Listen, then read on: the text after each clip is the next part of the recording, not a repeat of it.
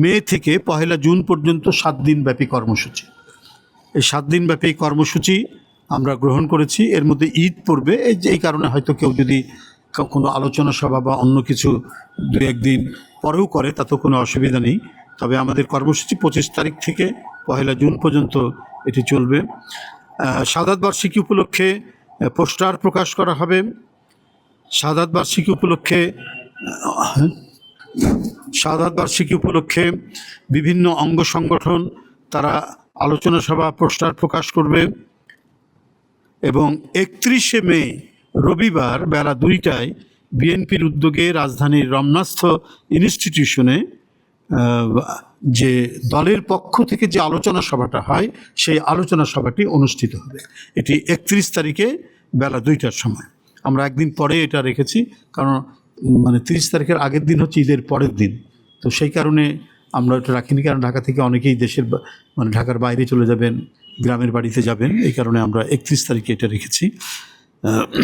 এছাড়াও আপনারা জানেন যে দিবসটি উপলক্ষে বরাবরের মতোই ভোর 6টায় দলের নয়াপল্টনস্থ কেন্দ্রীয় কার্যালয় সহ সারা দেশে দলীয় পতাকা অর্ধনমিতকরণ করা হবে, হাফমাস্ট এবং কালো পতাকা উত্তোলন করা হবে।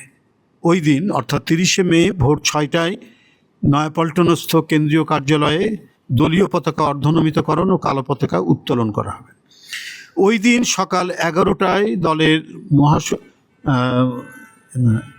এখানে যেতে পারে, সকাল 11টায় দলের সিনিয়র নেতৃবৃন্দ সহকারে বিএনপির নেতৃবৃন্দ এবং অঙ্গ সংগঠনের নেতৃবৃন্দ শহীদ রাষ্ট্রপতি জিয়াউর রহমানের মাজারে পুষ্পার্ঘ্য অর্পণ ও মাজার জিয়ারত করবেন এবং জিয়ারত শেষে জাতীয়তাবাদী ওলামা দলের উদ্যোগে মাজার প্রাঙ্গণে দোয়া মাহফিল অনুষ্ঠিত হবে।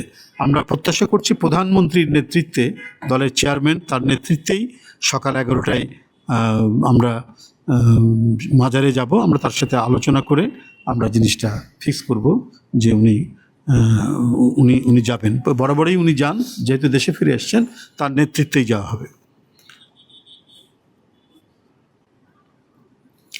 দিবসটি উপলক্ষে ঢাকা মহানগর উত্তর ও দক্ষিণের প্রতি থানায় দুস্থদের মাঝে কাপড়, চাল, ডাল সহ খাদ্য সামগ্রী বিতরণ করা হবে। শুকনো যে জিনিস আছে সেগুলো আমরা বের করবো। এইভাবে সারা দেশে বিএনপির উদ্যোগে শহীদ রাষ্ট্রপতি জিয়াউর রহমানের 45তম শাহাদাত বার্ষিকী উপলক্ষে সারা দেশে জেলা ও মহানগরী সহ সকল ইউনিট এবং উক্ত ইউনিটসমূহের অধীনস্থ সকল ইউনিটে কার্যালয়ে 30শে মে ভোর 6টায় দলীয় পতাকা অর্ধনমিতকরণ এটা বলেছি ও কালো পতাকা উত্তোলন করা হবে এবং নিজ নিজ এলাকার সুবিধা অনুযায়ী আলোচনা সভা, দোয়া মাহফিল ও দুস্থদের মাঝে কাপড়, চাল, ডাল সহ খাদ্য সামগ্রী বিতরণ করা হবে।